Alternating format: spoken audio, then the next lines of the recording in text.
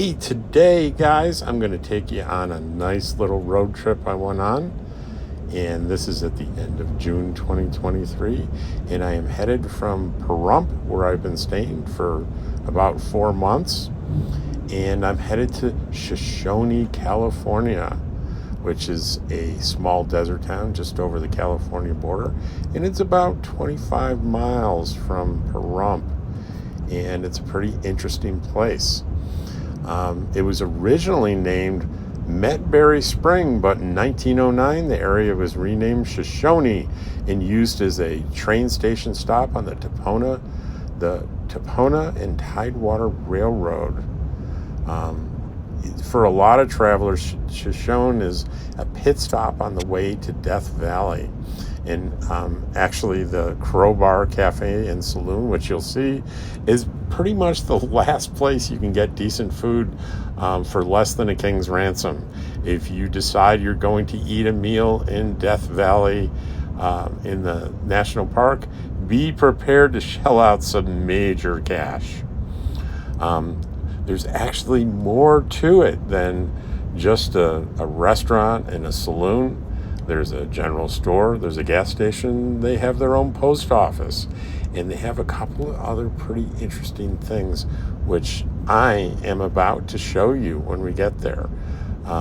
It was a warm drive, especially because I decided instead of going to Shoshone and turning around and going back to Pahrump, I was going to make a big loop and go through Death Valley, and it got up to 108 degrees on this trip.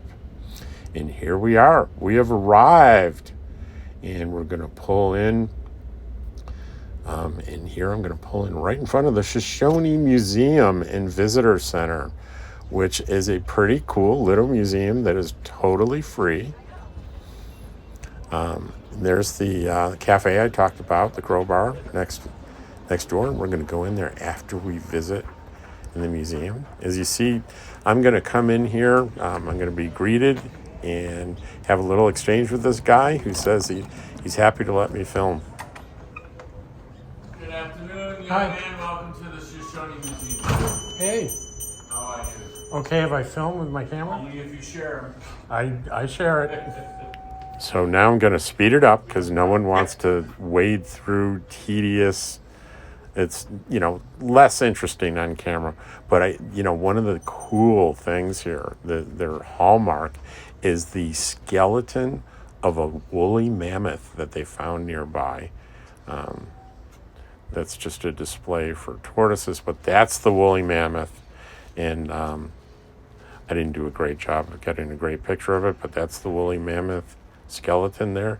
A huge thing. It's absolutely fascinating. And some more fossils, a giant beautiful piece of quartz, smaller pieces of quartz, and that was pretty much it. And I headed over to and we have some booth. Lunch. I have a dial phone. No dial tone. Oh, bummer, no dial tone. But it's the Crowbar Cafe and Saloon.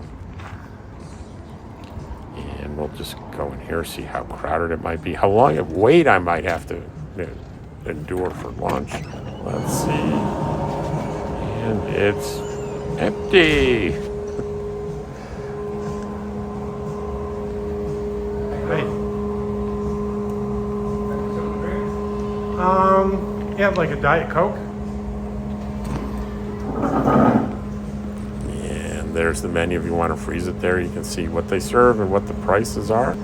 I decided on a cheeseburger. Another quick look around. There's another room back there. Cowboy standing out front. And there was a damn good cheeseburger. Let me tell you, look at that bun. That bun tasted like they just baked it. That's how fresh it tasted. It was a damn good cheeseburger. And right across the street is the Dublin Gulch Miners' Caves. Totally cool. Miners in the area created cave homes to escape the oppressive heat in the summer when they were working. And we're gonna take a walk into one here.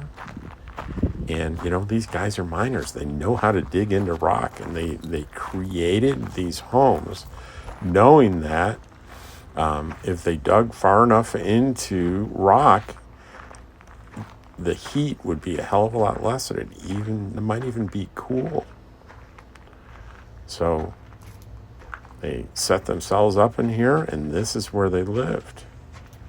And it doesn't exactly look prehistoric because of how square it is, and it's not natural. Actually, they definitely built it. But here's a tidbit that surprised me: people were living here and mining up until the 1970s.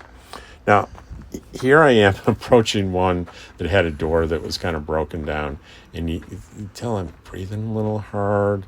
I'm moving slow, and that is because I was warned that especially this time of year on a day like this, rattlers are everywhere, and I should be very, very careful. So, guys, I was being very, very careful.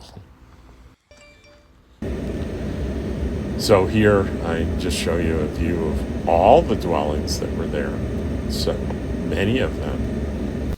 And next, here I am on continuing my loop, and I'm going to drive through Death Valley. And for those of you that don't know much about Death Valley, I'm going to tell you a little bit about it right here. It's in the northern Mojave Desert, and it borders the Great Basin Desert. And during the summer, it's thought to be the hottest place on Earth. Interestingly enough, even though it seems like what could live here, the Timbisha tribe of Native Americans, formerly known as the Pahrump Shoshone, inhabited the valley for at least the past millennium, which is amazing. And I'd actually love to know more than that. There's a area called Badwater Basin, which I am headed to right now. We're gonna drive right through it. It's the point of the lowest elevation in North America. It's 282 feet below sea level.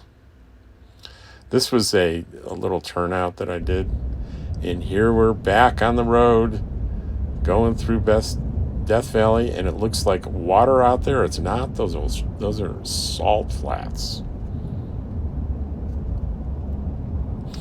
The record temperature there was 134 degrees.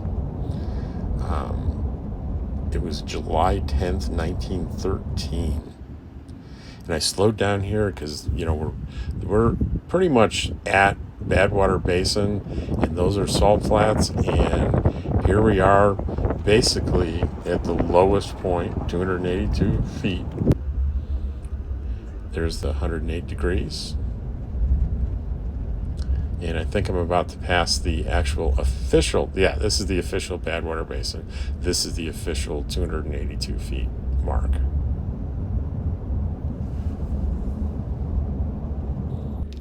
And on the way out, just outside the park, is the Amargosa Opera House. And yes, an opera house in the middle of nowhere.